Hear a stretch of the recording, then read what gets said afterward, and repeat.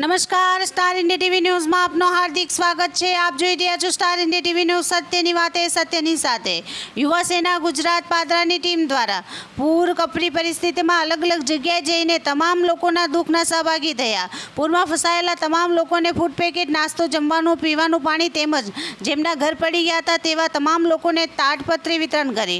પાદરાના અનેક ગામોમાં જેવા કે ચોકારી, કરખડી, ચાદર, કોટના, વીરપુર, કોટવાડા, ઉસેપુર જેવા અનેક ગામોમાં યુવા સેના ગુજરાત દ્વારા અલગ અલગ પ્રકારની સેવાઓ આપવામાં આવી। ખાસ યુવા સેના ગુજરાત જન જન સુધી પહોંચી છે। સાથોસાથ સેવા આપતી તમામ સંસ્થાઓ તેઓએ દિલથી આભાર માન્યો છે કે તમામ લોકોએ ખૂબ સરસ સેવા કરી છે।